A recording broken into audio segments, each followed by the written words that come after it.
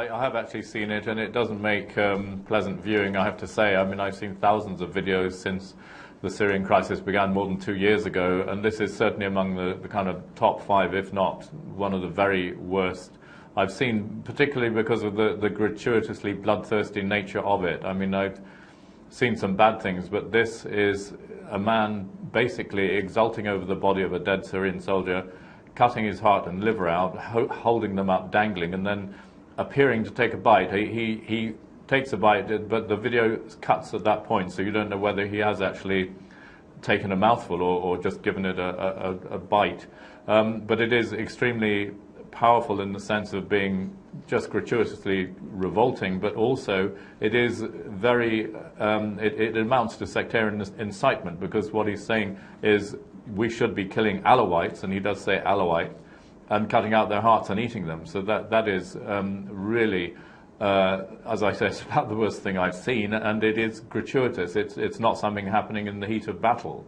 And this is a rebel commander. It again highlights the extent to which this whole situation has become so brutal and so violent and so difficult. And so fragmented on top of all that. I mean, this man, Abu Sakar, who appears to be the man in the video, he's appeared in earlier videos showing him firing off rockets into Lebanon rather randomly to Shiite areas of Lebanon, because Hezbollah from Lebanon is involved in fighting on the side of the government. And also he's seen in videos exulting over the bodies of dead Hezbollah fighters. So it does show just how fragmented things are. The question is he in any way under the structure of the Free Syrian Army, which itself is somewhat disparate?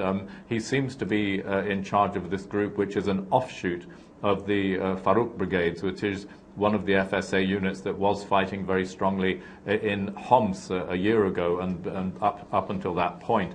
And he was there, he was known to be there. He seems to have split off from them. Whether he's gone completely freelance or not, we don't know. But the opposition Syrian coalition has strongly condemned what's happened, said that whoever did this would be put on trial. But of course that's a purely academic kind of statement. And as Human Rights Watch said, condemnation is not enough. People on the ground need to know that they will be held to account for what are clearly war crimes.